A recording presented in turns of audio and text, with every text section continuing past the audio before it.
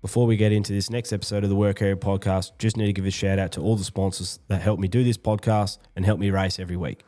KRM Hot Shots, the crew that never stops so you don't have to. We specialise in express delivery of parts and products to the mining sector anywhere in Australia. Fast, reliable and on the road 25 hours a day, 8 days a week. When it needs to be there now, call KRM Hot Shots. Bunbury Toyota, family owned and operated since 1973. They've got new and used vehicles plus service and parts all in the one spot. Go and see the team at Bunbury Toyota for your next car, just like I did when I bought the Hilux. I saw John, had the car in a few weeks. Easy, easy, easy. Jolly Good Auto Electrics. If you need anything auto electrical, in-car, audio or entertainment, this is your one-stop shop. Go and see Trevor and the boys at 141B Grayson Highway in Bellevue. If you need a new stereo, Apple CarPlay or even a two-way, they'll sort you out. QV. These guys are the leaders in premium automotive electrical gear. Whether it's mining, off-road, 4x4, transport or marine, performance and quality is what they do. Check out the full range online at qv.com.au. That's qvee.com.au. Platinum Tiger Insurance. Specialise in insurance brokerage, claims management and risk service, and they tailor everything to suit you. Dylan Peniza is with Platinum Tiger, and I honestly can't recommend him enough. He's my insurance broker, answers the call, goes above and beyond, and he's the best in the game. Find him online, Platinum Tiger Insurance, or come see me in the pits and I'll put you in touch with him. TPE Group, first sponsor to ever jump on board the podcast. Obviously wouldn't be here without him. Gives us the office, lets me come and go as I please. Ripper team. All Talk Engineering. Jared and the crew at All Talk are your one-stop shop for anything engine related. Have a look around the pits. You'll see his sticker on heaps of cars. He helps a lot of people get out there on the track, so support him if you can. If you want to win, go see Jared and the team and get the All Talk edge. Just remember, all these guys actually help heaps of people out as well, not just me. So remember, support those who support the sport. Let's get into it. Welcome back to another episode of the Work Area Podcast. In studio with me, I've got Brock Zearfoss and Brenton Puddey, part of the SD Motorsports, the Sean Carren owned 95. Brock, that you're probably the first international guest I have, so you've come a long way to jump in. So I appreciate your time, boys. Thanks for coming in. Yeah, no worries. Yeah, appreciate it. We're charged down from Wanneroo. Nah, just Forestdale. Oh, okay, you're not too far. Are you up in Wanneroo? Where do you stay when you're here? Yeah, I'm up there at Sean's house. So we just, kind of came down here in the afternoon and jumped down into the city for a little bit. We left a little early. Kind of just toured around the city, me and Kaylee and fiance, and just kind of made our way through here, and now here we are. Mate, you've been a bit of a tourist. What's the best spot you've been to in Perth? I don't know. I kind of, this would be my fifth trip here. I just feel like I'm just a normal Aussie now, I guess. But I guess you could call me a Palmy, I guess. I sound British, apparently. Everybody asks me if I'm from the UK. So definitely not from the UK. But I don't know. I mean, there's a lot of cool places here. I like going to Scarborough, kind of anywhere down along the coast there. I mean, every spot has its own little quirks, but they all kind of seem similar to me. Being landlocked with being in Pennsylvania, it's just, everything kind of just seems beachy down here, which is cool. It's nice. It's better than, I guess, what do you guys call it? minus 6 or something. It's like 20 degrees at home. So I'll definitely take this weather.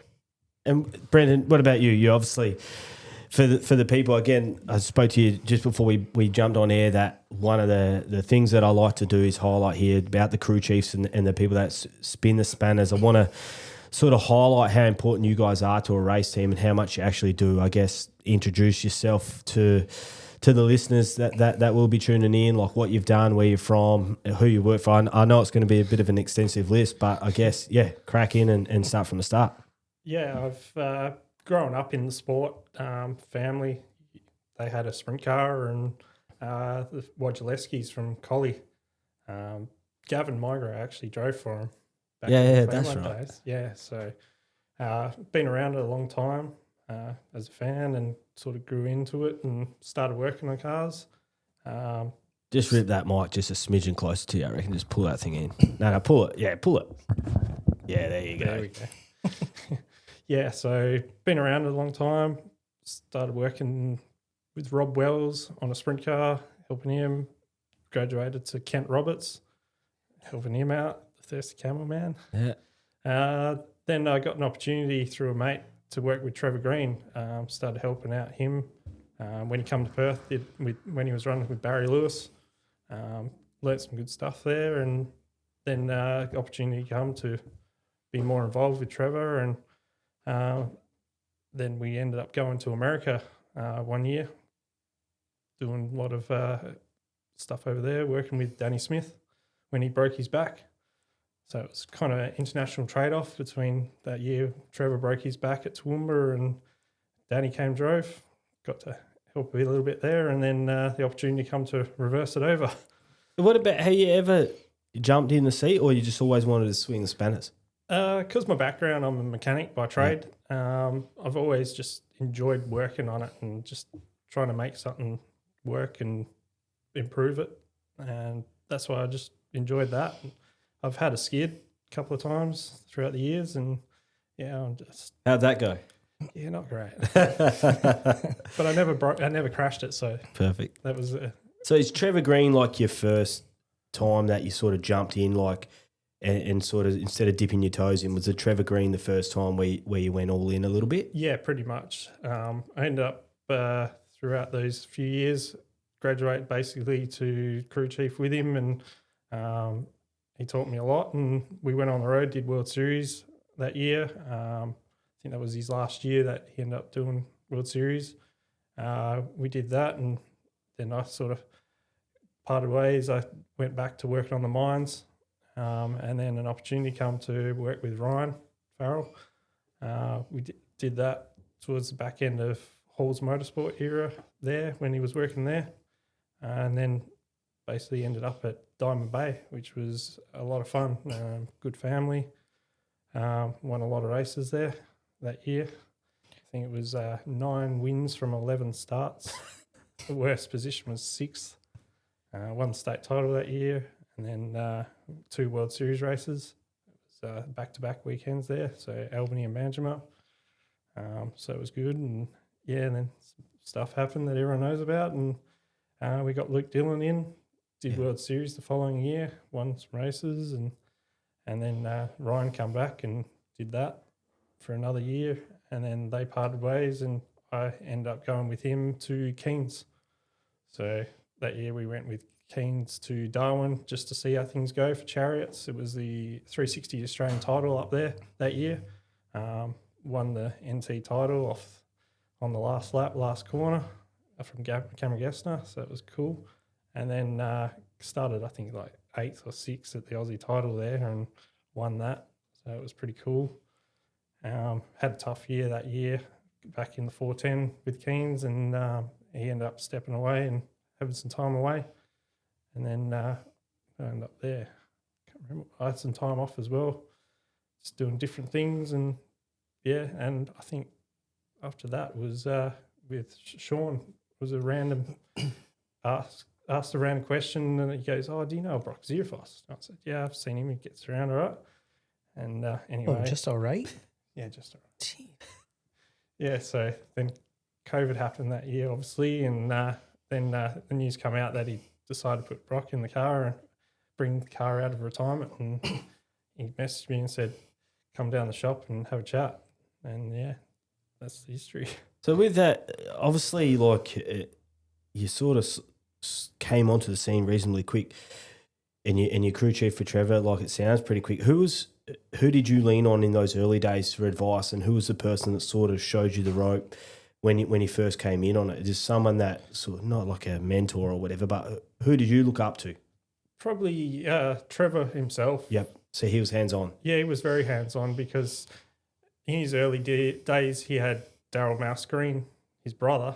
It was his crew chief, and then Mouse got onto bigger and better things. So Trevor thought, shit, I better figure out how to set a car up. And so he was very hands-on, a bit like Brock, really. Like they know what they want, and they know what they want to feel. So he was good to learn from that type of stuff. And then throughout those years on the road learning, you kind of asking questions and talking to guys, because at the time it was traveling around with like Nick Speed, Mouse, all those guys, and it's good to get what they think of things and point you in the right direction. And then obviously Brock, with you're an American out of PA, I guess. For the listeners that might not know your resume, you've obviously been in the seat your whole life. Like, just I guess give us a synopsis of how you started, where you're at, and sort of how your year last year went. Yeah, I mean, I've been racing since I was 9. So started in go-karts, and that deal just kind of, I was already into a bunch of sports. I was playing ice hockey, baseball, and my cousin is Brent Marks, and he raced. Yeah, right. He was racing at the time, and they were buying a new go-kart the next year, and used to go just to watch with him and like just go watch. And I mean, that next year came up, 1999, and they were getting a new go-kart. My dad just asked, "Hey, you want to give it a shot and see what you do? Like, if you like it or whatever." I was like, "Yeah, why not?" And we went and raced our first race, won our first race, and I've been racing ever since. So it's just kind of got hooked from there, I guess. Blokes like this, Yeah. But it was just kind of how it went. And we got our other new go-kart then, and raced that till 2005. And won a few championships, a few state titles, and just figured it was time to move up to the next division. And I always used to go to the sprint car races with my dad, and being close to Williams Grove and stuff like that, we always used to go just on a Friday. Or actually, where we live now is the racetrack's no longer there, but Penn National Speedway used to be really close. And I just remember going when I was real young, probably 5 or 6, and just sitting on my dad's shoulders watching Billy Pouch and stuff in the modifieds race around there, and just kind of always been around it. My dad's always been a fan of it. He's never raced, but he's always been a fan, and he always tells me that it's he's living his dream through me. So I guess I got some shoes to fill if I want to keep him going too. But yeah, it's pretty cool, man. It's cool to be able to do it with my family. And then to have an opportunity to come over here and race for Sean and Brenton and these guys, it's pretty special. But I raced mini sprints till 2012, I think it was. And what's a mini sprint? Is that formula? So, it's like a formula. Yeah, so 600 cc engine, basically what the formulas are here. And raced those from 2005 to 2012. And made the jump up to sprint cars. So it's kind of been successful up through the ranks. We won a bunch of go-kart races. I think I won over 400 or something like that throughout the year. And then, won 2 Linda's Speedway National Opens, which were the biggest formula race on the East Coast. So we won that twice, which was 3 minutes from my house. So it's cool to have a racetrack that close. And actually raced with David Gravel a lot in the formula days. He used to come down. He used to leave on a Friday at noontime from school and drive down, and he would race on the weekends at Linda's and Greenwood Valley, which we would race there too. So it's kind of cool to see how we kind of progressed up through. He's very fortunate and very good race car driver. And it's cool to be able to race with him again, in the 410 ranks. So it just kind of slowly moved up through, And 2012, we got our first 358, which would be like a limited type deal, like a 360 kind of deal here, and started racing around, and actually broke my leg the first race of the year in 2013. So I was out till that was in March over Easter, and then I think got back in the car in June. And had an opportunity to race with John Westbrook in his car for a little bit. And then, that kind of saved funds for us. And we just kind of decided, we had an opportunity to buy a 410 engine and did that. So we finished the year out in John's car and then made a jump to 410s and been running 410s since 2013. So it's been a few years, and had some fortunes along the way and had some misfortunes, but, that's part of racing. And I've had a pretty fortunate racing career. Won some few races, won some big races, and I feel like I have a lot left in the tank, to keep doing this. What about when you're racing the formulas or mini sprints? Is your goal in your head the whole time sprint cars, or you're just where you're at and you just concentrate on what you're doing? No, ever since I raced go-karts and obviously, like I said, I was watching, when the Outlaws would come to Williams Grove and stuff, we'd go there and watch, and that kind of always since I started racing, that was my end goal, was to be able to do this full time for a living. It's the coolest thing in the world to me. And not many people get to do that. So, that was always my end game. And I'm one of the lucky ones that get to say they get to do that. And I tell people all the time, people that don't understand racing, and you talk to them and you say you race sprint cars full time for a living, they don't kind of understand it. They only know like NASCAR or something like that. But when you explain it to them a little bit more, and the amount of money that you race for, they understand that you can make a pretty decent living at it. But I used to actually worked in the trades too, up through, and 2018 was when I started becoming a professional driver, race for a living. So I had an opportunity with Rick Rogers, which was Destiny Motorsports at the time. They had Jack Hodenshield in the car, I think when they first put the team together and ran the Outlaws, and then Parker Price Miller was in it, and he was struggling, and they decided to make a change. And my first race for them was the Knoxville Nationals, which is no pressure. I've never been there. I've always wanted to go, never been.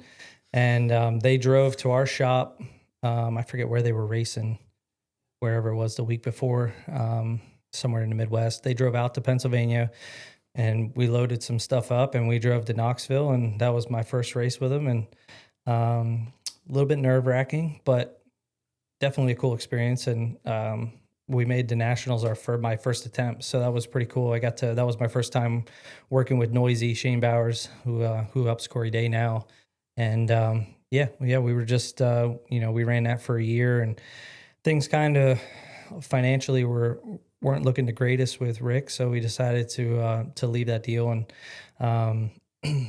trying to think, did I go back to my car then, or if I went to I think we got an opportunity with Pete Grove then for the next season to run the All-Stars Circuit of Champions full time. So that was my next stint with driving for somebody, and just it just wasn't the right deal, So me and Noisy, we backed out of that at the end of the year. We ran our full commitment with him, and that's one thing that I like to do, is even if it's going terribly wrong, I always like to see my commitment on my side all the way through.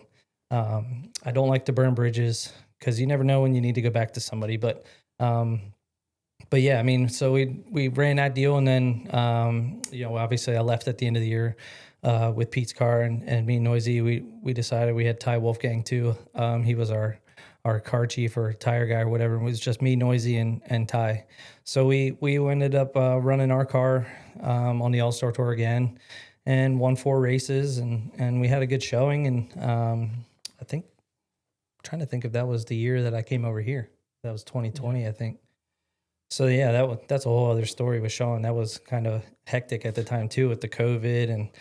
And Linton Jeffrey actually just asked me out of the blue one day if I can get you a ride in Australia, would you want to go? I'm like, well, hell yeah. I mean, I've always wanted to come over here, and I felt like it was the right time in my life to do something like that. So you never know when you have an opportunity. Like, if you get an opportunity, you never know when you're going to get another one if you turn it down. So, I've always heard about the people in Australia racing over here, and the COVID deal was kind of messed up. But the story with that is, Linton asked me that. I said, yeah, sure. He's like, well, let me reach out to some people, and I'll get back to you. So he I don't know if he called Sean first. If they called Sean first, he said, nah, he didn't want to do it. So he's like, all right, well, that guy fell through.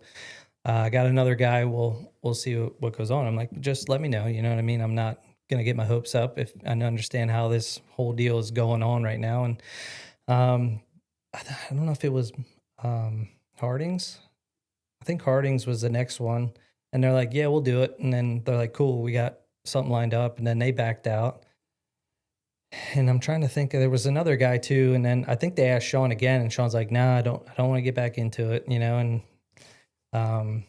they asked somebody else, I forget who it was, but then they're like, yeah, we'll do it. And then they backed out. So then they asked Sean again. He's like, look, I don't really have the equipment. Let me see if I can figure some things out. I don't even know the guy. So he called me on Thanksgiving, which is like November. I think it was like November 28th at the time. And first time I ever talked to Sean, I had this odd phone number call me. I'm like, what the hell is this? And so I answered it. And we talked to Sean for 30 minutes or so, and just kind of talked to him about who I was, what my background was, and all that stuff. He's like, all right, well, if I'm going to do it, I'm going to do it the right way. I'm not going to, pinch it. He's like, I've been out of racing for a while. I was like, I totally get it. Just let me know. And he called me back 30 minutes later, and he's like, yeah, we're good to go. And we got a lot of work to do to get you over here, because at that time everything was shut down. So I had to get government approval, racetrack approval. I had to get my visa all within, because I had to quarantine for 14 days. Yep. So I need to leave by the 7th to get out of quarantine in time to be able to race. So it was a lot going on in that short amount of time. And I was here on, I think, the 7th, and kind of crazy because that was my first time ever flying international. And I'm on an 18-and-a-half-hour flight by myself to Singapore. I get off Singapore. I don't know if I'm going to read English or whatever, Singapese or whatever their language is. I don't know what it is, but yeah, fair. But yeah, I mean, I had like a translator downloaded to take pictures of the signs, see where the hell I'm going. But I get there and it's all English, so that was cool. But I'll tell you, man, you were like a bunch of cattle. They had you lined up, formed, walk in a straight line, don't veer off the path, or you're going to be in a lot of trouble. It was odd, but made it here, and then got right off the plane, got my luggage, sat in a chair 6 feet apart from everybody. Yeah. And you can forget about that time pretty quick, hey? We walked all in a straight line, got on a bus, and it was a police escort with military and all kinds of shit. Like, I was like, where am I going, And dropped me off at the Four Seasons downtown, and I sat in a room for 2 weeks. Couldn't even open my window. So I'm like, I'm definitely not going to jail, because this sucks, and this is like luxury compared to jail. But yeah, I mean, it was rough, man. 14 days without seeing light. I mean, you can look outside, but I mean, they didn't even give me a nice room. I got to look at the air conditioning units on the rooftop. So, but yeah, I mean, 3 meals a day, spent a lot on Uber Eats. Well, you're just thinking this Sean fella better be a good bloke. What's going, because you don't know these people. Yeah, are you just thinking, what have I got into? I mean, I'm like, man, what the hell did I get myself into? I was like, hopefully this is worth it, And the 14th day come around. And I mean, it was to the point where like the first 5-6 days was okay, because it's kind of like, man, it's nice to just kind of disconnect from everything, relax, recharge. But by day 10, man, I'm like, what the hell did I do? Like, I'm ready to get out of here. Like, it was to the point where I was just, because I mean, it was so weird. Like, you couldn't even open the door to get your food. They knocked on the door. You had to wait 10 seconds till they walked away, and then you could open your door. Like, you're some kind of diseased person, which I get it. They don't understand, but they don't know if you are or not. And I mean, the COVID tests and all that stuff, like it was just weird, So I got to the point where I was just bored, and I would just mess with them, So I'd be standing, because it was the same, it's like clockwork every time. 7:30, noon time, and 6 was when you get your food. So I'd be standing there waiting by the door, and as soon as they knock, I'd rip the door open, and they'd start running down the hallway. So it was to give me some kind of entertainment. But even the TV, I mean, I think I had 7 channels, and like 4 of them were cricket. So it's like, I don't know anything about cricket. Would have been Ashes. Yeah. And it's just, it was difficult, but it was worth it. So that's what I just kept telling myself. And the hardest part was getting over the jet lag at that time, because you can't do nothing and you can't really get on that time. So it's like, man, I seen the sun come up more than I came down, at that time. So the jet lag really kind of sucked at that point. But, now that you can get off the plane and go right to the shed, it's easy to get over that now. But yeah, 14th day come out, and they come around, knocked on the door, and bags were packed, I bet. I was ready, man. Dude, I was like at the door. Went downstairs, and Sean was standing there. It was the first time I ever met the guy. And it's been great ever since. He's been, it's been like a second family, I guess you could say. And they've opened their arms to me and welcomed me into their family, and treat me like one of their own. So it's very fortunate to have a great family like the Carren family to welcome me as they did. just before we get into the Carren side of things, I just want to go back to what you're saying in the American scene. You're saying how it's like gone from Jack Hardenshaw to Parker Price to you, like, and then the teams. Is it really dog eat dog over there in terms of like the drivers and the teams? Like when you go to a new team, you know that there's 100 people who would want that ride, but then for you, like, are you also constantly looking about what else is out there? How does that work, and how hard is that to juggle what team you go to, who's trying to take that seat? Is it a hard thing to juggle, or you just focus on what you can focus on? Yeah, it definitely is in the back of your mind, I would say. It is very cutthroat over there, and I feel like the open seats of car owners has really declined over the years, and you're starting to see a lot more family-owned teams do it now. But yeah, it's definitely a dog-eat-dog world over there, and you always got to kind of have it in the back of your mind, like, am I performing the way I need to be, or what can I do different to be better? But I feel like as long as you do your job and they understand that you're doing it and you're doing it as best as you can, you're going to run into some car owners that they don't give a shit. Like, if you're not winning, like, you're done, you're out. And even Roth is a very good example. I mean, when Danny Lasowski drove, I think he won, 12, 13 races, and he got fired because he told Roth that he could win. I don't know. I'm just throwing numbers out, but like, I think 16 races or something before midway through the season or whatever, and he only won 13. Well, 13's a hell of a lot of races. And he got fired because he told him, I can do this, and he didn't do it, So Roth is like, there's a lot of tough car owners out there, and Roth is one of them, but you got to look at their end too. If they're spending $1 million or hundreds of thousands of dollars, they expect you to win.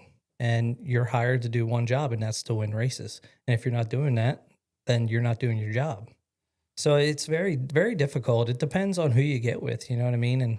And but at the end of the day, you're hired for a reason. And if you're not performing, it's a performance-based industry. And if you're not getting the job done, somebody else will. And, there's a lot of factors into that, being a driver, jumping into something foreign, like another team, that was built around somebody else, and you're expected to win right out of the box, and it's something that you don't feel good in at all. Like, you have to adapt right away, and some car owners just don't see it that way. They don't see, like, you have to build a package around the driver, and this is what I got. We won 20 races last year, and you won 5. So, like, what's the problem? The car can win, but they, it's very difficult over there because this sport is so expensive, and it's getting worse by the day.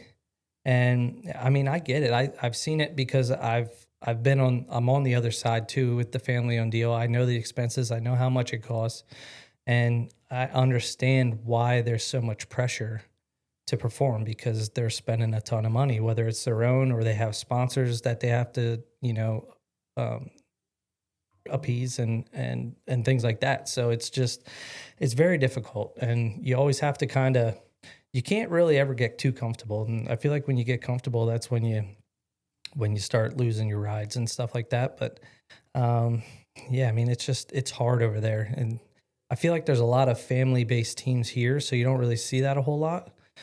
But we race a lot more over there too than they do here. So yeah, there's just a lot going on, man. It's very difficult, and it's not even just a matter of performance. I mean, the performance really does dictate whether you can even get a ride or not, And like my season last year wasn't the greatest it was subpar in my eyes, and yeah, I mean, I think it would definitely hurt an opportunity to get in another ride, and fortunately, we have our family car to be able to do that, but you still have to win races even if you're in your own car, because at some point the money's going to run out, right? So my dad doesn't want to do this for the rest of his life, and he's getting up there in age, and he's looking at retirement, and my parents are, and they don't want to spend their retirement on racing.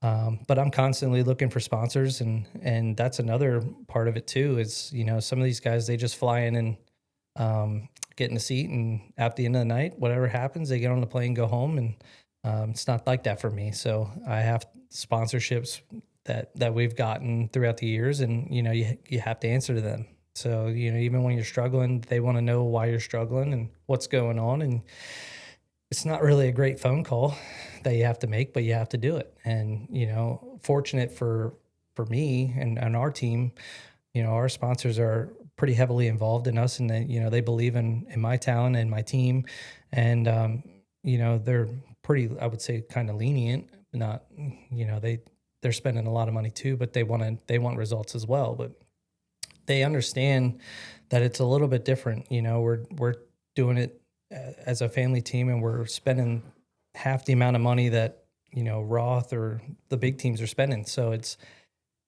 kind of an uphill battle, I would say, but we're capable of winning. So it's just a matter of getting there. If you had to hang your hat on one race, like if someone said, "How good are you?" What's the race that you would tell them or show them? I don't know. I mean, I've won outlaw races. I've won, I won one at home, and I won one on the road. So I won as a full-time outlaw, and I've won as a local. So I'm capable of doing it. It's just the timing needs to be right, and I think being a family team, it's a little more difficult, and the resources, we have resources, but not as much as what the other teams have, like they'll spend thousands of dollars going to a pull down rig or, going to a chassis dyno, which we've gone to chassis dynos and stuff too, but we're not there as often as they are. And, there's just another little threshold there that they're one tier higher, and, but it's more, it's rewarding when you beat them. So it's still cool, man. I love doing it. Just my path is a little different than what theirs are. So, it's not that we can't win. It's just a little more difficult, but at the end of the day, when you beat them guys, it's definitely more rewarding. With that, Brenton, you're obviously here with the team. The first phone call you get from Sean, like, we're going to go with this guy, Brock Zearfoss. Like, what's the process like then for you? Is it straight onto Google? Like, what did you do then? I kind of knew already. I've seen Brock race with the All-Stars and stuff, so I knew who he was and what he was doing, and it was pretty much just get in the shop and start getting things going, and then we'll worry about the driver once he gets out of quarantine. What's the biggest difference with Brock to the other drivers? Like, is there something that Brock chases in the car that's really particular? Does he always want like a certain thing? Like, what did you have to do to cater for his driving? It was more just kind of work together and understand how he felt and wanted to feel. Fortunately, he works on it as well, which I've been fortunate. A couple of the drivers I have been working on it themselves. So being understanding of how do you want it laying left too much, or you don't. Some drivers don't like it laying to the right too much. Trying to get that balance of understanding, get on the same wavelength of understanding what his words mean to what I understand them. That's pretty much. What about in terms of the terminology, saying like laying left and stuff? Is the terminology we use here in Australia the same that the boys over in the US would use? Yeah, pretty much a lot of the same. Because most of the guys we're running with now, Australia and America, are closer than they were, say, 10 years ago. So we're all running the same stuff, the same shocks. It's just tyres and wings, really, these days. A lot of the guys are running flat wings, but it's just the tyres, really, is getting understanding and what he wants to feel, or what any driver wants to feel out of him. Right, you spoke about how the American industry is like performance-based. Is getting the ride over here, is that more relationship-based? Like you said, Linton Jeffrey just called you out of nowhere. Like, I don't know him, but I'm assuming if I was to do that in America, it is performance-based, but you'd be really cognizant. You just don't want a dickhead. Like, he wouldn't ring up there if he didn't have a good relationship with you. Like, you spoke about never burning bridges and stuff like that. Is that something that you feel you have to put effort into, like forming these good relationships, and that may open doors? Yeah, I think the networking side is a major part in what happens with your career, and yeah, I mean, it's, like I said, you don't ever want to burn a bridge with everybody. I mean, we've ran Linton's wings before in the past, and obviously now just the better option for us is Titan wings, because it's not really a performance thing. A wing is a wing. If you talk to Linton, he'll go into all kinds of different shit, but he'll talk your ear off for about 5 hours on wings. But at the same time, it still serves a purpose, and they're all kind of the same thing. You just have to work your package around it. But Titan wings is 5 minutes from my house, so to be able to work with Jesse and Titan wings, if I need something repaired, I could just call him up. He comes over with his box truck and he picks it up and he takes it home, fixes it, and he comes right back.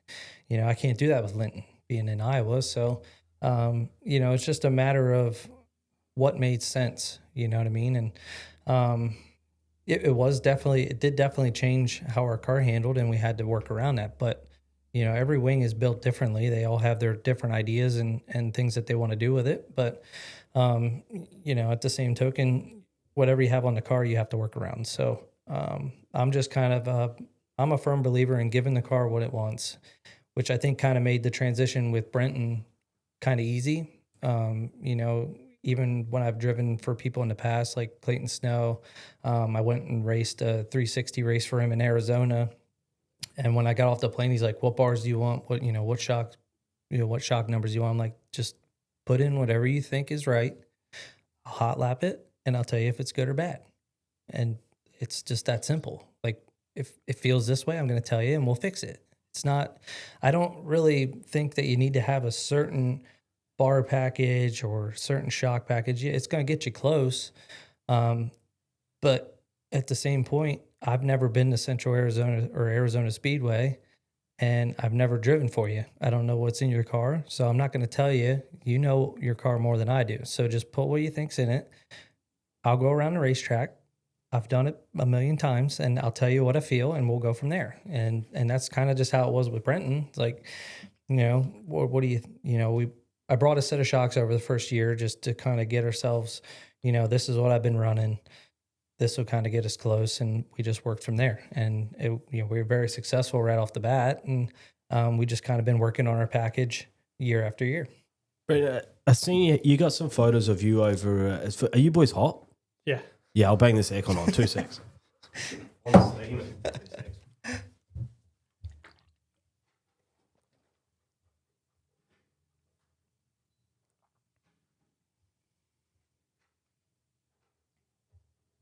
You need another one?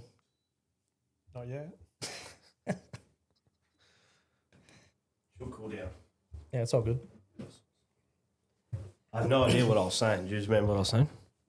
Oh, about me being in America. Oh, yeah, just in America. How often have you gone over there? Obviously, there's that photo of you two sitting on the top of some sort of truck or whatever. Like, have you gone over there for a holiday, or when you went over there, is it a holiday, educational? What was that process like with Brock? It's pretty much been educational. Just see what everyone's doing, see what can make our packages better. Just give myself more knowledge. Always trying to learn. I've probably been 4 years straight now. Yeah, right. And that's I think the biggest thing for him coming over is just to kind of get, because it's wintertime here, obviously, so it kind of gets him into that mode again sooner, because they only race when I come over, so we're only running 11 races.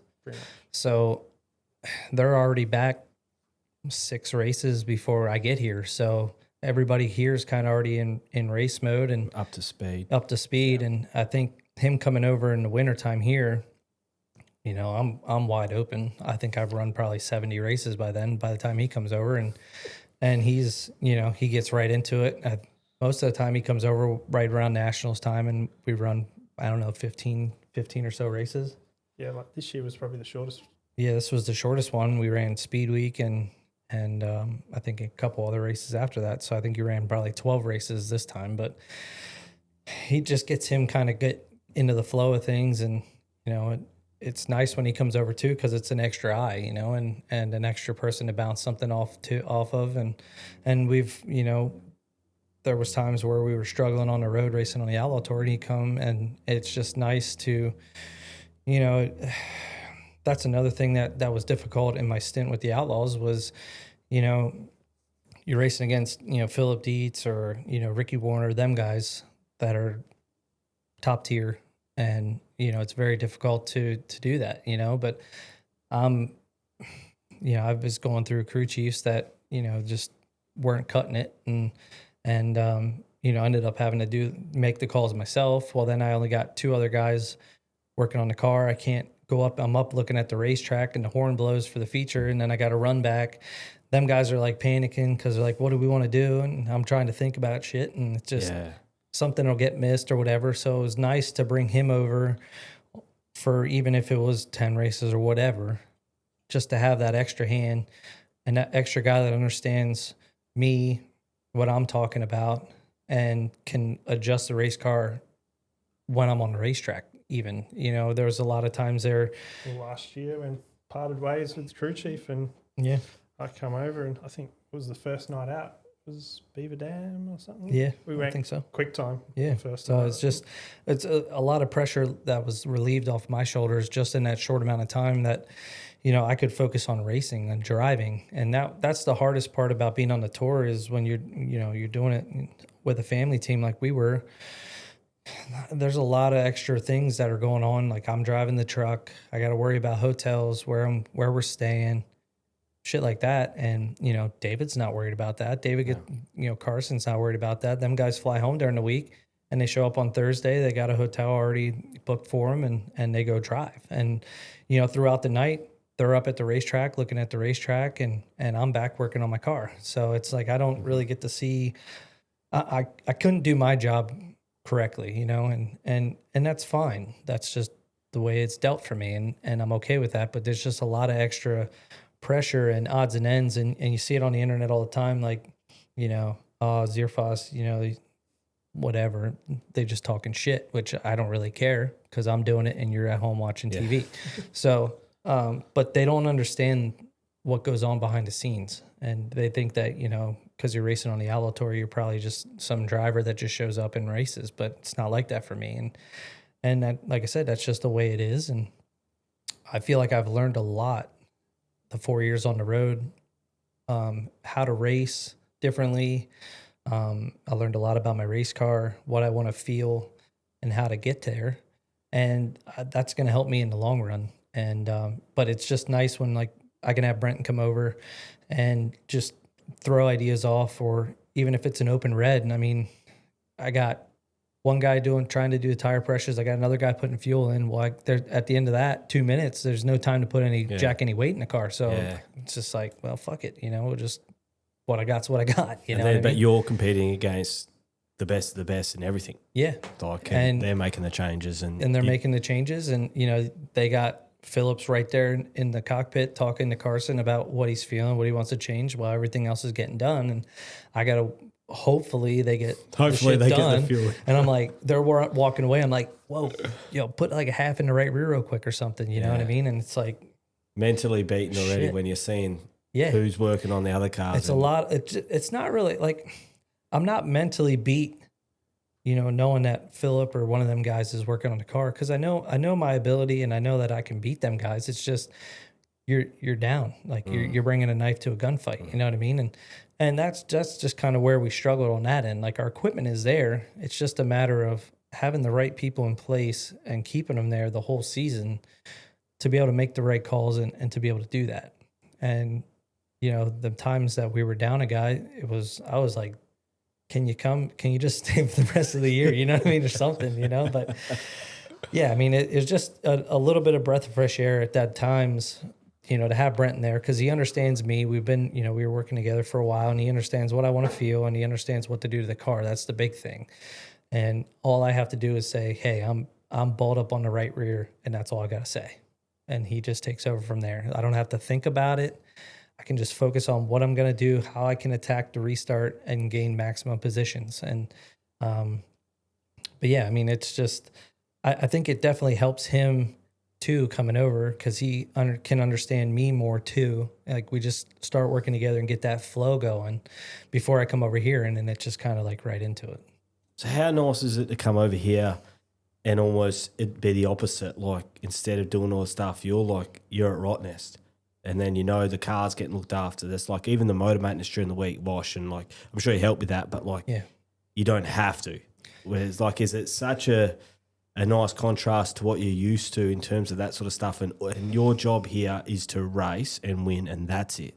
So this is actually the first year that I've really done the touristy stuff, but we haven't really raced either. We ran one race so far, and we've had we're going to have 3 weeks off because he brought me over here early because he had to get married. Selfish. Yeah. Selfish. And then he goes back to work. He takes 2-week honeymoon, leaves me go, and then he goes back to work. Like, what the hell, So, but no, it's good that, I got to bring Kaylee over this year. This is our first year over. So it was, when I first came over in 2020, kind of did a little bit of the Tory stuff, but I mean, I'm here to race, and that's all I care about really. And it's cool. I got to see some of the things, my first year here, but really every other year it's just kind of been off the plane and in the shed, getting everything sorted and we go racing right away. But this year is a little bit different. We have a lot of time off and it's nice to kind of just relax a little bit. But I'm to the point now where I'm ready to go, man. We got that one race and I'm like, man, can we just keep racing, So what do you take from that first race then? Obviously, I think you're probably the fastest car out there. Are you do you take it away that, yep, we're fast, we got it good, or are you filthy that you didn't win? Where do you sit with that? I've had a few weeks off. That was my first race since trying to think beginning of November. Yeah. So I've had it was about a month off, and these guys have been racing every week up until then. So, but I'm always confident in Sean's cars. Brenton always prepares it, top tier, and I'm confident 110% that we're going to be right there. And this past race was no different. We've always timed good. And, even with Brenton not being there, we have a baseline. So that's the biggest thing is don't really, when you have a baseline, it's easy. You're confident in it, where you're going to be, and our car is at that point here. So I wasn't really nervous or anything. It's just a matter of giving it what it wants. And that's all we did all night. And, it's nice to be able to have to make just minor adjustments throughout the night. And that's all we really did. And, I feel like I made one mistake in the feature, and that's when Caden got by me. But I feel 3 and 4, you just got caught behind that lap, right? Yeah, it was one of them deals where, they worked the bottom before the feature. And I knew at some point it was probably going to come back in. And when I was ripping around the top there, I was picking off lap cars, but then they started kind of keeping pace. And it was just kind of at that point where I was failing a little bit off of 4 up high. And, I'm one of them guys that's probably the hardest guy on myself. I don't know what I did wrong and what I needed to do to fix it before I even got off the racetrack. So, and I'm not emotional, but I'm very intense about it, and I'm both. Yeah, you're emotional and intense, yeah. That's no doubt. But yeah, I mean, I already knew what I did wrong there, and the biggest thing was looking back at it, I should have just stayed high because the guy on the bottom was keeping pace and nobody was going to go around me down there. So I just I started failing off of 4 and I felt like I was losing ground there. And I just kind of got to that point where if I can get to the bottom and keep pace down there, then I'm probably going to be okay. But it was the wrong decision. And I mean, once I did it, I knew I messed up and Caden got by. And I feel like we were actually probably towards the end of the race there, I feel like we were starting to gain back to him, and I probably would have had a chance to get to him and do something, but obviously we had an engine issue and that kind of cut our night short. But to be able to have the pace right out of the box, you can't ask for much more than that. And it just gives you that confidence knowing, the competition's going to be twice as hard. And, even starting from 2020 to now, the competition with the local guys like Dane and Callum and all them guys, they've stepped their game up 110%. And it's pretty difficult. And, you know, you bring the guys from East over and it makes it that much harder. Now you bring in 12 Americans and it's just even much more harder now. So it's not going to be easy, but we have a car that can put ourselves in that position to capitalize on that. And that's all you can ask for. Brendan, you're a victim like we all are. You get to do this. How hard is it to be on the sidelines for those first couple of races of the year and then waiting for your driver to come? You've got an extra race in this year, but usually it's the Boxing Day on. How hard is it to be on the sidelines watching it, knowing you got a truck and trailer at home? And I know Pickens and Newton have come in and stuff like that, but like, is it constantly like this waiting feeling for Proc to get here? And how annoying is that? To a degree it is, but at the same time I've come back, like last year I spent 2 months, whatever it is, over in America. So got your fix. And like we did more racing at the start of the year, so I kind of felt okay. This year, opening night, I was like, wish we were here. Like, especially after last year, we set the track record. I was like, kind of miss it. And and then second race, I'm like, all right, it's time to get going. So it's kind of annoying, but we know what we're doing. We got a plan we stick to, and it's how it pans out. That's what we do. And your package with Sean's car from last year, this year, is it the same? Made any changes? This year I built a brand new car from top to bottom. So everything. That's my dream. I would love to do that. Like every nut and bolt new. True story. Sean's never had a brand new car from top to bottom up until not last season, the season before. Sean. So he'd never had one. He's always had secondhand bits and pieces. Never totally. Wingless drivers could build new. Oh, well, the first car that I drove was Kinzer's 08 Maxim. Did you know that?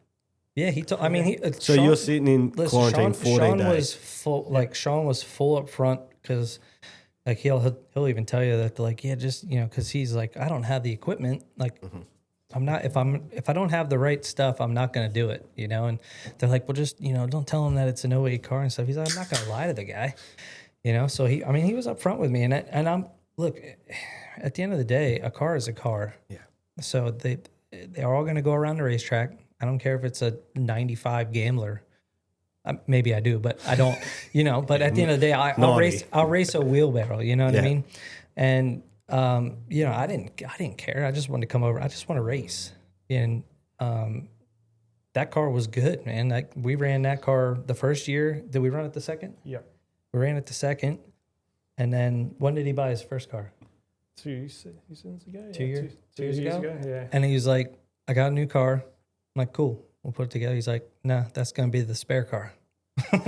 I don't want it. That's my baby. I don't want to touch that thing. So, it had the Smith brakes, everything. Oh, yeah, it had everything on it. Well, my spare car the first year over was the Bad Boy Buggies car. We brought that to the track on the final night. Yeah. We put it through tech as well. Because obviously we're leading the speed week points. Yep. And we're like, if we had a car, that thing's going on track. So we put it through tech. We put it through tech, and I think it still had Steve's seat in it. Yeah. So I'm sitting in Steve Kinzer. It's probably as wide as this chair. Yeah. Going through tech, and they're probably just looking at me like, "The hell is this? Like this ain't gonna be right." But I love that because you're exactly right. Like if you can drive, you can drive. Yeah. As long as it starts and goes. Like obviously, there is a limit to how far you can go. But you're running a 12-year-old car that has probably had a lot of laps in it. It had doesn't matter. Like the parts on it were still Steve's parts, and they were old. The only thing that was new on it was he replaced the wheel centers on it because they were the old mag centers. And I think we had one wheel. I think he did. Yeah, one wheel had a mag center in it. When we won Ellenbrook. We won Ellenbrook, and then we were looking at we were going over everything, and the wheel center was cracked the whole way around. 5 spokes cracked. So but it was. I mean, I didn't care, man. Like I'm just thankful to be here, And it's been that way the past 5 years. Every time they do an interview at the racetrack or something, I say the same thing. I'm just grateful to be here. That's one of the things I want to ask you. I'm not sure what sort of attention you get when you run over in PA and stuff like that, but is it a massive jump up in terms of your commitments on track? Like they always want to do interviews with you, the American, all of that. Is that is that easy for you to absorb and go with, or is that all new to you in terms of how much attention you actually receive on a race day? It's definitely a lot more over here. But I think what they do over here is really good for the sport. And, the free to air on 7, that stuff's important to get sprint car racing to where it needs to be. And they're doing the right things over here, and it's really cool. There's a lot of things that I wish we had over here at home that they did here. And, we still have TV times, but it's only a half-hour slot or an hour slot at a shitty time of the night on a channel that half the people in America don't have. Yep. And, it's not really getting the exposure that it should. It's starting to. But over here, they're putting the full night, 5 hours on TV, and that's cool as shit. I wish we had that at home. There's probably plenty of people in America that could give two shits about racing, but when it's on at Sean's house, we're watching it, and it's cool. It's nice that you can go back and watch the televised races from past years and just it helps me pass the time. Like I watch all kinds of racing videos. So it's like, to me, to be able to just put that on the TV in the middle of the afternoon and watch it and just kind of go through and I just pick out shit that I did wrong back then too. So I think they're doing a good job over here. They're doing a great job, I think. And I feel like sprint car racing is very popular over here. And, I feel like we're starting to get to that point over in America. It's just there's so many other things going on over there that it's kind of like a niche sport at the moment, but it's starting to gain traction and starting to get national exposure. And I feel like we're probably getting to that point where soon I think we'll have it on TV kind of like it is here, probably not live. I feel like they did have it back then on like Speed Channel and stuff, but that channel's gone now, and it's just kind of hard to find TV slot, and I feel like it's so expensive over at home to do that. So I understand why, but the traction is starting to gain more at home like it is here, and I think that'll help progress our sport even farther. You spoke about it just before about how our local competition has stepped it up. Like, I know when you would have come over here, they can get really quality drivers from over east that come over here and stuff like that, J-Mac and all that. Is it now, for the first time, I feel like the Dane, Callum, even Caden are genuine threats to win every single race. And I don't think that WA-based drivers 4 years ago would have been a threat. Like, you wouldn't have really had to worry about them. Is that how you perceive the fields now, that the local teams and local drivers are as fast as anyone? Yeah. Yeah, it just comes down to, when I first came over, we whipped their ass. It was, James was here, he won, and then he got deported. I want to say deported, but he got sent home. He got deported. Yeah. But and then we won. I think we won every race after that. Pretty close.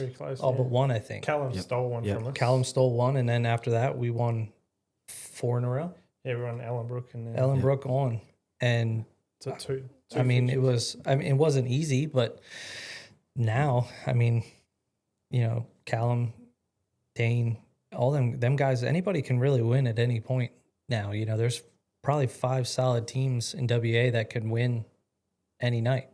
And then you add James, Jock, Carey, Lockie. Them guys come over now. Even Matt Eagle. Matt Eagle's, I never even knew who the guy was, and I'm like, who the hell is this guy? He's quick, and he runs 4th, and 3rd, and you never see him. Yeah. But then all of a sudden he's right there. Yeah. Well, did a lot with him when I was working for Luke Dillon. I was flying back and forwards and doing Murray Bridge and Speedway City back then.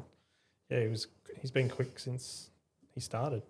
But there's a lot of teams that can win, and that I think just throughout the past 4 years they've stepped it up 110%, like I said earlier, and it's that much harder. But I like it. Is it an amazing venue for you? I think we're kissed on the dick a little bit with having it 12 minutes away from us now. I'm 10. Is it what you thought? When you come over, you would have heard little bits and pieces, I'm sure. But is it what you thought that the scene here, the venues, I know the Bunbury and Ellenbrook are decent, but they are a fair bit off what the Motorplex is. How do you assess like the whole scene here in terms of that sort of stuff? I think the Motorplex is probably one of the top tier places in the world. But when I was getting told about how the racetracks are, they're all flat, they're all shitty, and then you show up to the Motorplex, it's like, what the hell were you talking about, but then you go to Ellenbrook and it's not shitty, but it's in the middle of nowhere. Yeah. And it's like, okay, now I understand what they're talking about. It's just kind of a racetrack in the middle of the bush and here we go, but Ellenbrook was, I think, the first place that I raced at that didn't have lights. Yeah, that's right. Like we won a race and the sun was down. It's like, I don't even know where I'm at, but still cool. I mean, like I said, it's just, I enjoy, the one thing I liked the most about being on the road was driving all over the country and seeing different places, and because you live in one area and you think that's how the whole rest of the country is. But then when I started going on the road, I'm like, man, like there's some really nice places and there's some dumps. Yep. And that's what I miss about World Series. That was good to see the whole country and even Tasmania and whatnot, and different tracks, different areas. Yeah, that'd be cool. I wish World Series would come back just so we could do it. Hopefully, one time and I could see the whole country, But WA is cool, and we went to the Classic the one year, so I got to see Melbourne and that area, and it's different than here. But it seems like this country is kind of how America is. Like the west side is dry and hot, kind of like the grass is dead unless you got. So we're California. Yeah, you're California. Yeah, okay. And then you go east and it's greener and greener. It's more humid, cooler sometimes. But when it's hot, it's fucking hot. Yeah. Here it's just hot, so. But yeah, I feel like this country is kind of similar, I would think. I mean, obviously it's different, but there's some kind of characteristics as far as like foliage and stuff like that. Like I feel like here I'm in California. Yep. But when we went to Melbourne, it was a little more like Midwestern-y kind of deal. I've never been east, but it seems greener over there. So yeah, definitely. I guess it would be close to the same. What about in terms of the Sean Carren deal? Obviously, it presents well. Like, are you like stoked when you rock up to the track now? Like, I'm assuming you don't have to come in the truck and stuff like that. You see that's all there. It's already presented for you. Like, how cool is that for you to rock up to a different country, to like the best track in the country here? I feel like, and you see the truck, the car, everything. It's all there for you. You can, I'm sure you do put some spanners around it, but like effectively, you could just rock up, put your race suit on, and go. Is that awesome fun? Yeah, I mean, it's pretty cool. You know what I mean? It's special, to see that and to roll up and they have the flags flying there and your name's on the flag. That's badass. I mean, it's what you work for. You know what I mean? And I don't take it for granted.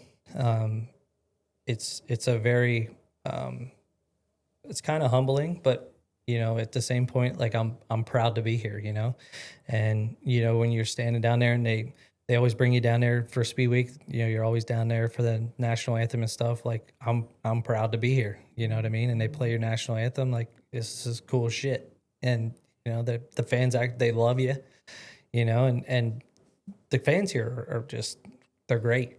You know what I mean? They're super appreciative that you come over and race here and that they get to watch you instead of on TV. And I guess you could say it's a little bit of celebrity status, but I don't look at it that way. I'm just looking at it. I'm fortunate to be here and to be able to race on a whole other part of the world. I feel like I'm upside down a little bit, but no, I mean, like I said, I'm very thankful, and I'm fortunate to be able to have Sean in our corner with Brenton, and he's put together a phenomenal team for us. And but yeah, I mean, it could be worse. You could be. I've heard some stories about people that they come over here and it doesn't go well, and next thing you know, they got a plane ticket, they're going home and they're fired. You know what I mean? And we've had a few rough years. Was it last year that we had all them engine issues? No, the year before that. Year before that? Yeah. The year before that, I mean, I thought the trip was over because practice night, we killed 2 engines in probably 20 minutes. So that was pretty rough, you know, and you know, knowing the financial side, I know Sean's cheeks were clenched a little bit, and he was probably sick to his stomach, but you know, he's a man of his word, and we made it happen. I mean, was that on Wednesday? Yeah, it was a Wednesday practice. And blew a brand new uni joint. Makes me feel sick. Oh, I was like devastated, you know, like I was like, look, I totally get it. If you don't want to put the money into this to run the rest of this Speed Week deal, like I get it, you know, because I'm not going to tell a guy like, hey, you need to figure it out. I mean, he's already brought me over here. Yeah. And, you know, to have that financial deficit right off the rip, like I get it, man. Like I totally understand. But he's a man of his word, and that's what he said. He's like, nope, I'm a man of my word. We're going to make it happen. So we had a lot of pieces moving that year too. We had a lot of stuff going on from Wednesday to Friday. There was a lot of shit going on. But you got it done. But we got it done. We had engines flying in from everywhere from our sponsor, Blue Water Shipping. Yeah. It's one from Queensland, one from Sydney, and that was a rough Speed Week. We shipped one to America, we shipped one over east, we had one come back east, and then we ran the first night when we had that leak. Yeah. We ran the first night, we had a leak, like oil just pissing everywhere. Like I'm freaking soaked, and we ran fourth or something? Yeah, fourth. We ran fourth with it. And we're like, man, we're gonna pull this engine out just to see like what's going on with like maybe the seal around the cam seal's like shit or something like that. So we pulled it out. I pulled the cam seal off, and the cam fell down. And I'm like, well, that ain't good, you know. So we're like held there in position from the power steering pump. So we ran a whole feature, like we ran the whole night like that, I think. Yeah. So that's the third engine. That was the third engine. 2 on Wednesday, then that on third engine. So we sent that one back east, back to the whoever we got it from. That went straight to KRE. That went straight to KRE, and then we had he made a deal with the guy or whatever that he got it from, and they sent a different engine over. So that's four engine shipments in 4 days, 3 days. So we ran that one, and then John Weatherall, who I got to know when we were on the California swing, him and Doba would fly over, and they kind of hung out with us there for our California swing. So I got to know John, and John rang me, and he's like, hey, I have an engine here. He's like, you can use it, you know, you can use it or you can keep it as a spare or whatever. But if you need an engine, like, well, we kind of need a spare because we didn't have any. So we shipped that one over too. So that's 5 now. And then we ran 5 engines, and you do 11 nights. Yeah. Freaking wild, man. Yeah. And but we ran the rest of Speed Week on them 2 engines, and that was it. I spoke to Sean at the Medington Toyota launch, and I wasn't sure about the dynamics of the relationship or anything like that, but how he spoke about you made me want to do this podcast with you, and I sort of figured itself out. But he spoke about you like the last thing he spoke to me about was how good you were at driving. Like, you know what I mean? It was everything else. It was character, how you fit into his family, you know, what you do for his family, all of that. It was like, it was character based, everything before. And I was like, fuck, you must be a good dude. Like, Sean spoke so glowingly of you. Like, I thought, yeah, no wonder you get along so well, because it's like almost you come over here and you're here to race, but it's like you just go, I'm sure you're hanging out every day. And yeah, it must be really enjoyable. Obviously, you brought your partner over now. Mm-hmm. Like, is she loving it?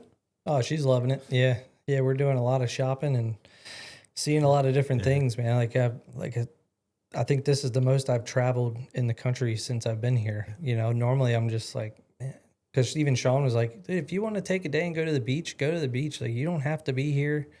You can do whatever you want.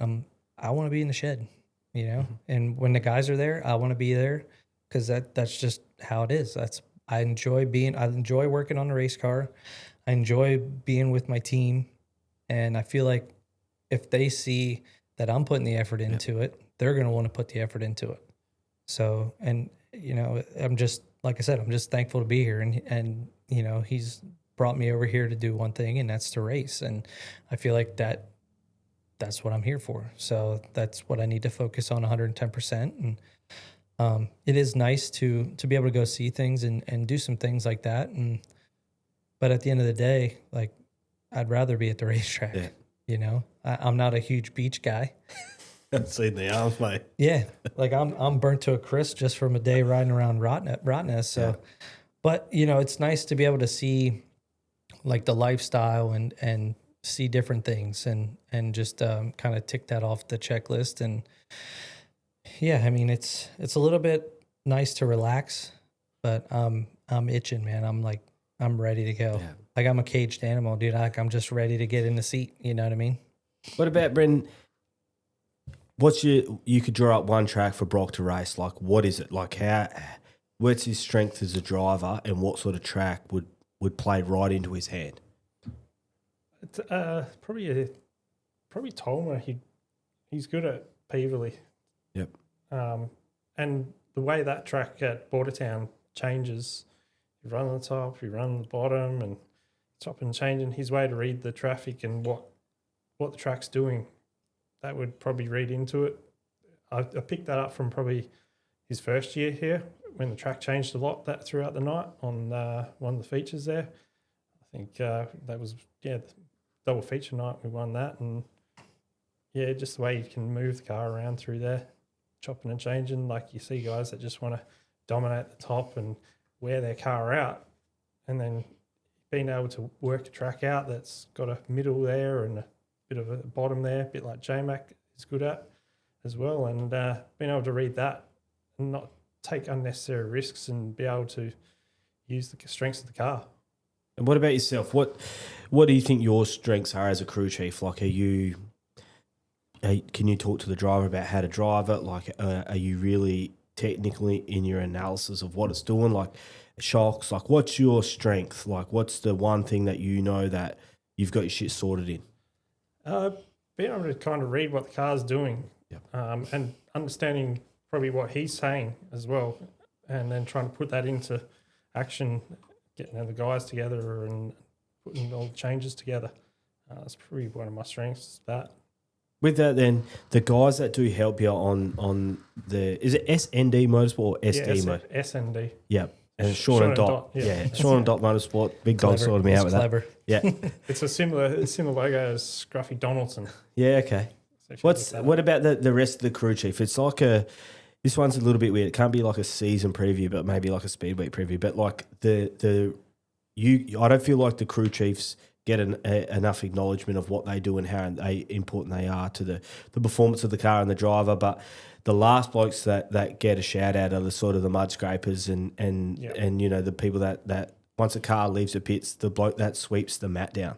Yeah. Like those. Who's the guys that help you out on the track? Yeah, well, a crew chief is only as good as the guys he's got around him. So you've got your good tyre guy, you've got your good car chief, you've got all different people doing their role, and being able to have them to be trusted so you can just concentrate on you and the driver working together on understanding things. And like, I've got my son, he's our tyre guy. He's basically followed me up since he was a kid. I've got Kim, he does our fuel and checks over the car all the time, bolt checks. I've got Clint and his son this past 2 years, they've been helping out, and Clint does car chief type stuff and changes on that. Sean just makes sure everything runs smoothly and we've got the right stuff and everything's organised, and he's there. He knows how to change stuff quick. He's on a mule too, eh? He loves the mule. He's all about it, man. That's his baby. Like, nobody's pushing me except for him. Yeah. And he's on his own all the time. That's what I've noticed at Sean. Like, you feel like given his stature in terms of business and the car owner and all that, like, he's as hands-on as you get. Him and probably Ryan Cricky. Yeah. He's doesn't want to be always up in the limelight. He's a guy that's in the background as well, just doing what he loves. He loves the sport. He'll do anything for it. What about it? It's a weird one.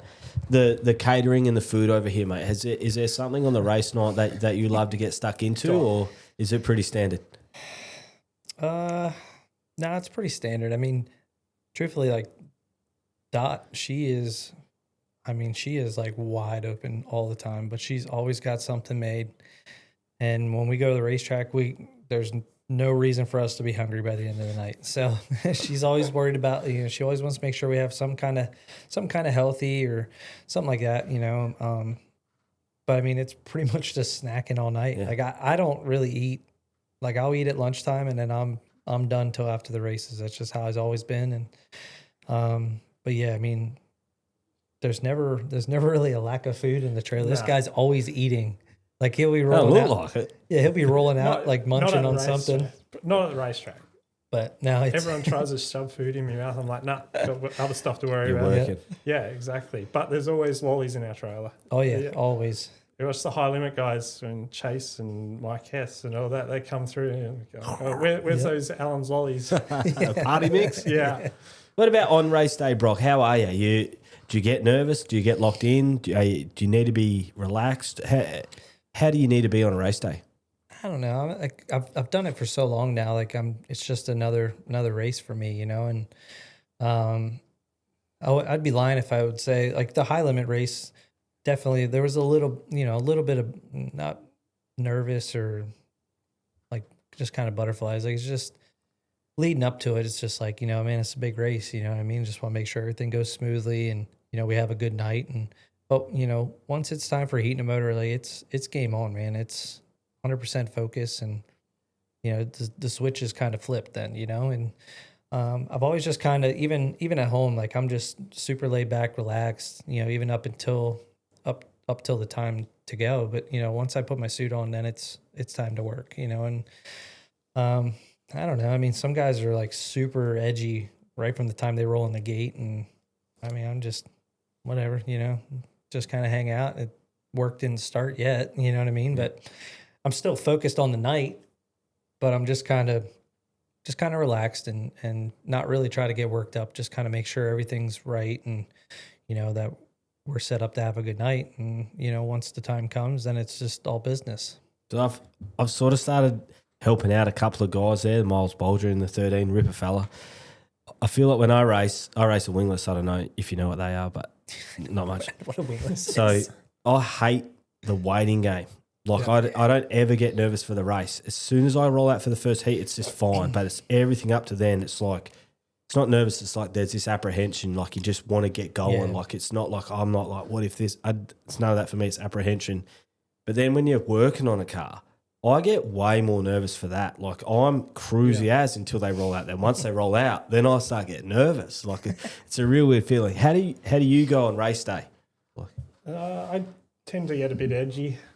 I get that sick feeling in the stomach. Just usually, if I get a sick feeling in the stomach, I usually can tell we're going to have a reasonable night. But just that nervous feeling all night. As soon as the feature comes, even worse. Get that sick feeling. It's also because you've done the bolts up. Yeah, like there's. exactly. I don't think enough gets played on that. Like you built that new car, and you rethink. Did I make that right call? Yep. Should I have done this? Should I have done that? You kind of rethinking, doubting yourself and things like that. Then if he rolls out and the car's like tight, then you're like, fuck, I did that. Like, this guy's sitting on the beach on his honeymoon, texting me, hey, I had a dream last night or something. Like the right front nut spindle nut was loose. Double check that. I'm like, man, it's fine. Like it's cool. I'll look at it. And it's tight, but it's just funny because it's like, dude, just enjoy your honeymoon. We got it. It's okay. But I mean, it's good that he's in on that. You know what I mean? Like he's invested, even though he's wherever you were at that time, Bremer Bay. Yeah. Like he's still in race mode, watching. And it probably killed him being down there. Yeah, when he went to the bottom, what'd you think? I say, you idiot. How quickly did you text? I can't remember. Probably straight away. Yeah. Probably as I'm making the move on the backstretch, he's probably texting me, you idiot. With this, it's such a weird deal for you not coming over here. Are you just night by night based? Like it's hard to. Do you come over thinking I want to win Speed Week, or do you come over thinking like I want to win? Would you rather win one or two races, or not win and win Speed Week? Like, is it a night by night goal or a Speed Week type base goal?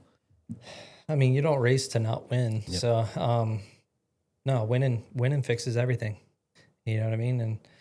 And when I was first, Greg Hodnett was still alive when I was getting ready to go on the Outlaw Tour, and I'm like, I said to Greg, how do you do this? This was when I was starting to race for a living. I'm like, I used to lean on Greg a lot because we used to race together at home a lot and stuff. And I used to talk to him all the time about stuff. And I felt like he was a good guy to lean on because he's been on both ends, like he was on the tour for a while and then he raced locally for a living. And I'm just like, how do you do this? And like, what do you do differently? He's like, all you got to worry about is winning. When you win, everything falls into place.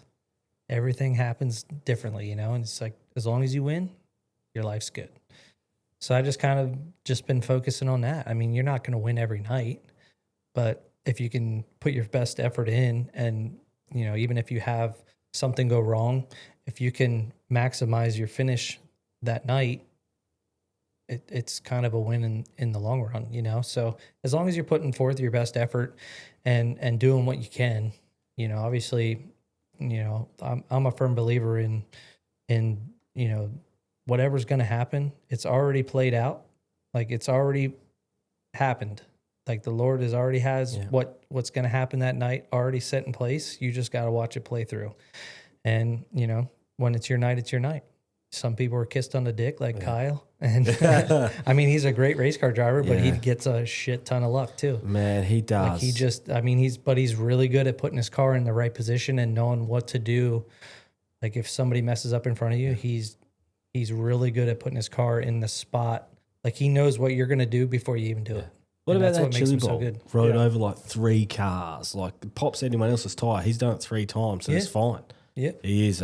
He's just kissed on the dick, man, and there's nothing wrong with that. Nah. Somebody's got to be like that. So, but he's a great race car driver, and he's, he's really stepped the game up for everybody in the racing world. He don't do it full time, with obviously the NASCAR deal, but when he races and he's at the racetrack, you got to beat him. Like he's going to be there, so he steps your game up and he makes you try harder. And you learn some things.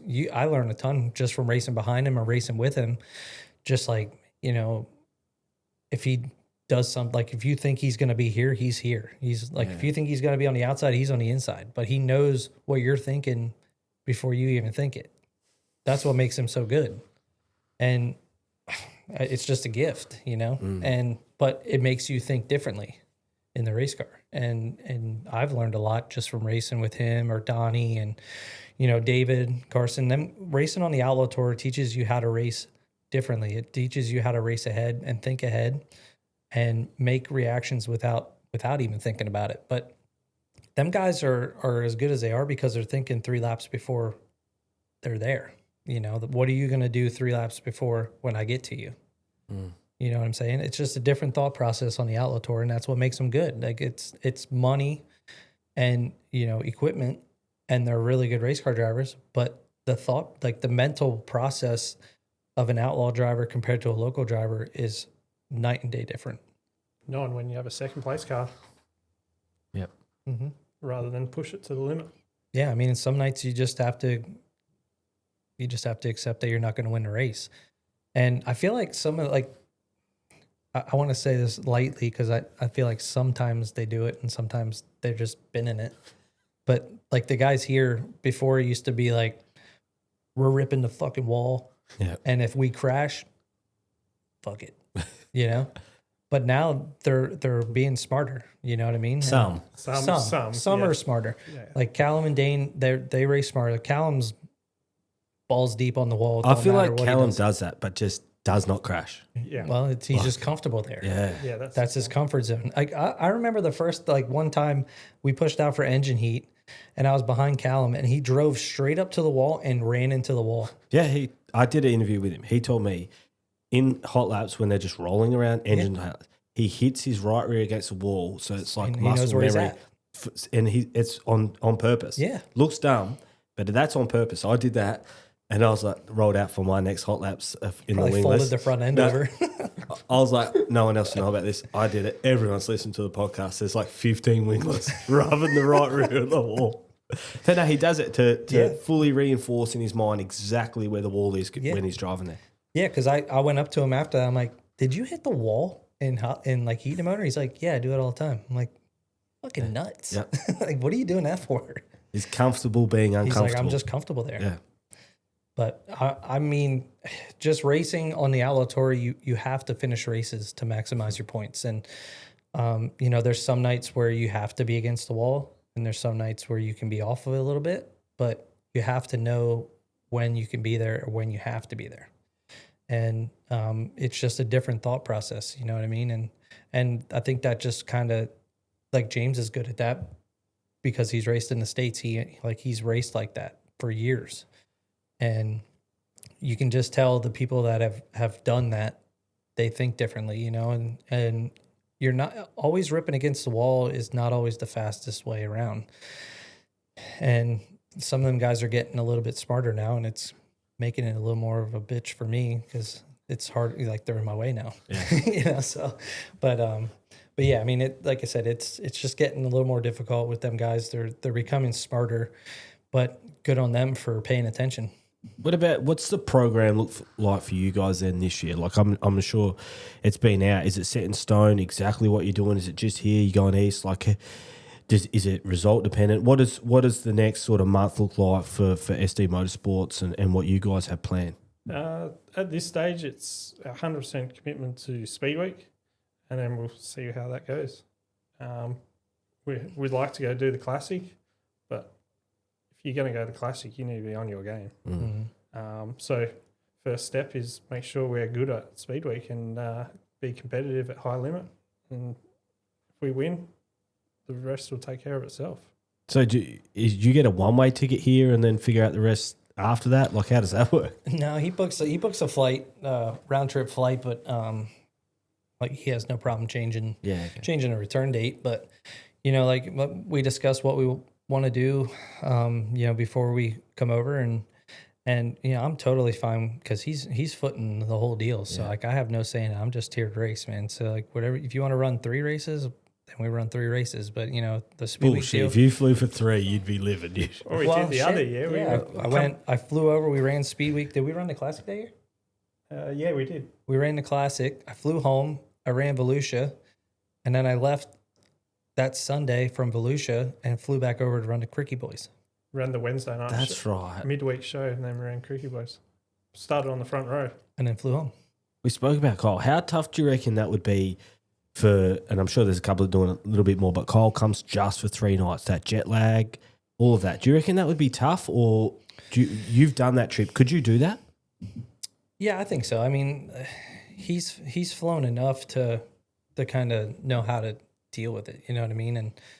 And, you know, being my 5th time over, the jet lag really isn't a thing anymore. I mean, maybe so I might be tired at the end of the day, but it's not as bad as it was the first trip or two. You know, yeah, but that first trip was the worst you could do. I will say, like, the way I normally go, I leave JFK and I fly to Singapore. So that's the 18.5-hour flight, the longest one in the world. Well, was it Singapese? Singapese, yeah, go see the Singapese. So we fly there, and then I leave Singapore and come to Perth. Yeah. So then when I went for the Cricky Boys, I left Orlando and flew to LA, and then I went LA to, I don't even know. Brisbane. Oh no, I went LA to Singapore. Yep. Which is like still long, and then I came to Perth. But I got here in the afternoon. Normally I get here at midnight, so I can just go straight to bed and kind of get on the time zone, you know. That one really messed me up because I got here at noontime and I'm in the shed. And how about I was like 5 o'clock at night and I'm like hunched over, sitting on a chair, just passed out in the shed. And that one I struggled with the whole trip. I could not kick it. But I feel like getting here at nighttime, where you can go straight to bed and kind of wake up normal, I feel like that's the easiest way to get to it, you know, unless you're jumping right into something and like, just say get here at noontime and you're racing that night, because you don't have time to go, you don't have time to be tired. Your adrenaline's pumping, like, you're automatically awake. But Kyle, I feel like he's got, like, he knows how to do it. I mean, he flies all over the place, and I'm sure he's up in the front of the plane so he gets to lay down, you know. And, but you know, he's got the opportunity to get some rest. So he might be in his own plane. Yeah, he might be. I don't know. But yeah, I mean, I feel like it's got to be tough a little bit, but he knows how to manage it. What about even like, so you've done the East Coast races with Sean and that, like, what about you drive the truck back home? Is it nice just to fly? Like, is all those little treats here for you? Yeah, it is pretty nice. So the first year we went to the Classic, Sean has everything lined out. We got to have time frame. This is what we got to be here by then. This is how many baked beans you get. Yeah. So it's like we race on Saturday. We're going back. We're washing. The truck needs to be on the road by noontime Sunday. And I'm like, hey, I mean, I don't mind seeing. I drive all the time, so it's like, well, I don't mind seeing that Nullarbor or whatever, and kind of check that off the list. It's like, I don't mind, riding in the truck. He's like, you're not riding in the truck. I'm like, what? It's only like 18 or 20 hours. He's like, it's three full days of driving. I'm like, yeah, I'll be flying. Yeah. So, but yeah, I mean, it is kind of nice to be able to, just get on the plane and fly to the next racetrack. It's nice. I mean, it is, not have to worry about that stuff, but all that stuff costs money too. So, I think that's kind of why we discuss it's a ton of money to go east and race the Classic for Sean. And, we have a lot of crew members that he needs to get there too. So it is a big expense for Sean to get there. And do I want to race the Classic every year? Yeah. But do I want to break the guy to be able to do that and not be able to race next year? No. So I'm pretty easy. Like I'm a super easy dude, man. Like if you want to race this amount of races, we'll race this amount of races, and that's it. Like I said, I'm just thankful I'm even here. And if you want to run 40 races here, then as long as it is in line with my stuff at home, I'll be here as long as you need me to. Yeah. And that's one thing with Sean. Sean is really big on making sure that everything at home is in line before we even do anything. So like does not want to interfere with racing at home at all. So, and I'm like, dude, I got 3 guys at home, like they're on payroll. That's what they're paid to do. Like I'm good for whatever. But he is super keen on not, interfering with that. What about you, Brendan? You've obviously done a heat with it. What's on your list? What race do you want to win? I know high limit pays a lot. Like, I don't know if that sort of factors into your decision making. Is there one race that you want to win with Brock? Like, whether it be the Classic, Cricket Boys, like, is there something still on your list that you want to tick off? Definitely a Cricket Boys. Grew up going to Bunbury and watching that, and obviously probably that and the Classic, because Sean's already won the Classic. So who'd he win it with? Lazowski. Yep. That's why he came out the other year. Yeah, that's right. And we did the retro. Yeah, that. Yeah, and then I crashed it. Yeah, he crashed. Got up 6 or something. What about you, Brock? Is there one race that I know high limit, like, because that's where everyone comes over, like you said, the 12 Americans is. But is there something, even if it is that, what's the one race you want to win? Yeah, I mean the high limit race, obviously, to be able to say you won the biggest race in Australia, the biggest paying race, would be cool. It'd be good for Sean. Classic is definitely one because it's the nationals of. There's 3 races that I want to win. I want to win the high limit, the Classic, and I want to win the Cricket Boys just because that's our number. Yeah. And there's a lot of meaning behind that. And that's one thing that's special about this deal too is I'm not just coming over to race for Sean. Like I'm representing a number and a car number that has a lot of history in WA and in Australia, period. And it's really cool, and it's an honor to be able to race for that number, and just to be able to get to know the Crickies more and, how close they all were, it's very special. It's a very special thing. And I actually got to see, I knew it was special, but I didn't know how special it was until we came over that year and ran the Cricket Boys and just seen, how emotional it was for that family.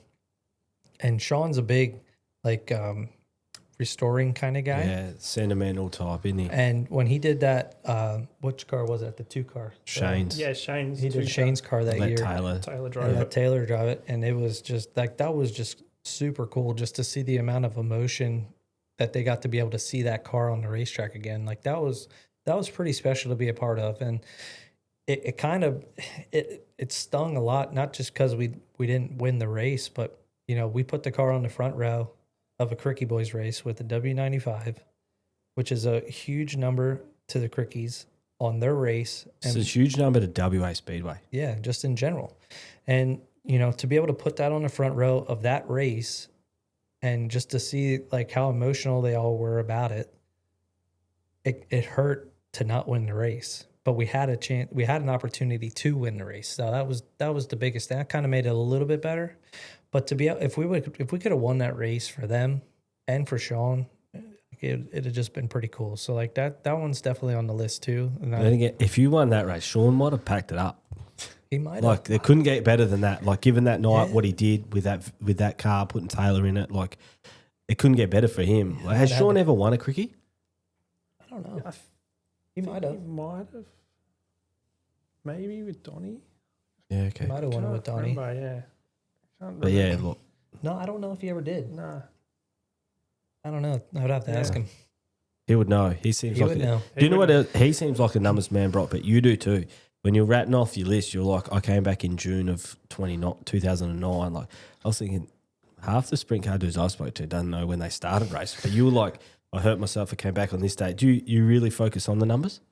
Not really. It's just, those are just life-changing events. Yeah. You know what I mean? And yeah, I mean, it's just something that you remember. I mean, obviously I have the scars to remember it. So it's going to be one of the things where you just look down at your leg one day and it's like, oh shit, you know? But, yeah, I mean, I can't really tell you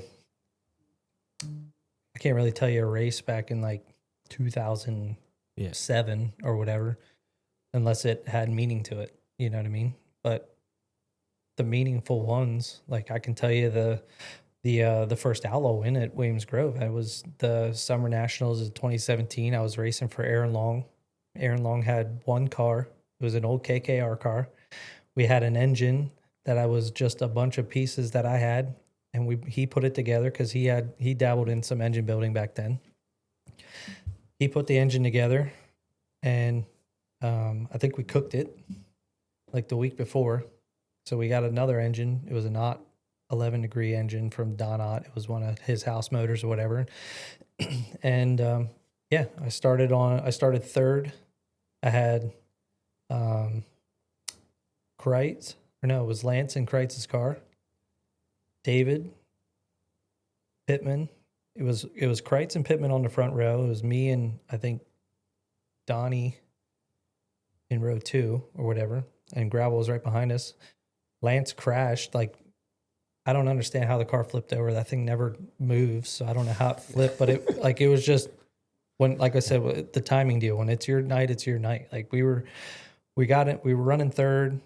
I got past Pittman, and I'm running Lance down in traffic, and the caution come out, and then it went red, and I didn't see Lance flip, but I coasted over, and I was looking at the big screen, and I seen Lance just tip over in the shit, and I'm like, holy fuck, I'm leading this race, you know, like, holy shit. And I mean, I had Donnie and David behind me, which when Donnie was still good, like that was, car was he in? It was obviously TSR car, but it was, I mean, he was still winning 20 races a year. Yeah. So I got two of the best guys behind me. It's 2017. Like, this is the best year I've ever had racing sprint cars. This is probably my 4th year full time, like in 410s. And I'm leading an Outlaw race. Like, shit. That'd be wild. And I'm like, I was just, I mean, wide open. Not a care in the world. Like, I'm either winning or I'm crashing. Like, it's either going to be spectacular because I'm leaving the ballpark, or it's going to be spectacular because we won.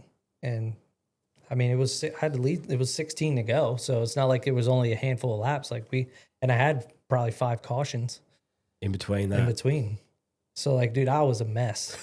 Like, I was shitting bricks. You'd be thinking Donnie and that are doing crazy stuff behind you, like. Well, yeah, I mean, you don't obviously know that until you watch the replay. But I mean, like, we checked out, and like there was one point there where David slid me. He was sliding me on one restart, and I was just up against the cushion, just wide open. And I'm like, he's still coming. And it's like, well, it's either going to be good or bad. So we got by him. And I mean, we won the race, and it was probably one of the highlights of my career for sure.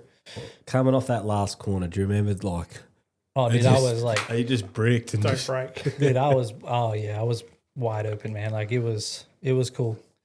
Definitely a lot of emotions for sure, you know, and even at Cedar Lake when we won that outlaw, my next outlaw race, which was 5 years later, like that's how hard it is to win. Yeah, like 5 years. It is hard to win an outlaw race. Like you have to have everything go right. And even that one there, like, you know, we timed good. We heat raced good. We tried something in the dash and it was okay, but I didn't think it was going to be like good, you know, like we were okay, but it was something that when I talked to Noisy, I'm like, I think it'll be all right, but I don't know how it's going to be later in the race, you know? So we kind of just went back to what we were doing and did something a little bit different than what we did at the beginning of the night. And, we're running second. Well, we got kissed on the dick that night too. I'm not going to lie about it. Like we were running fifth and a caution come out and second, third, and fourth all had flat tires in the same corner. And I ran in the same spot that they did and I didn't have a flat tire. Yeah, right. Like they ran over something and we all ran the same spot. We were all on the cushion, just running around there. And the caution comes out and next thing you know, it's like, boom, there goes one guy in the pits. He's got a flat.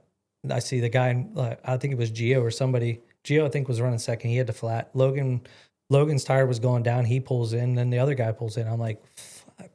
Second. Now we're second. Who are you like, behind? Brad. Which Brad at Cedar Lake has won both races the past 3 years. Yeah. You know, so it's like, fuck, this is going to be hard. And Jacob won the night before.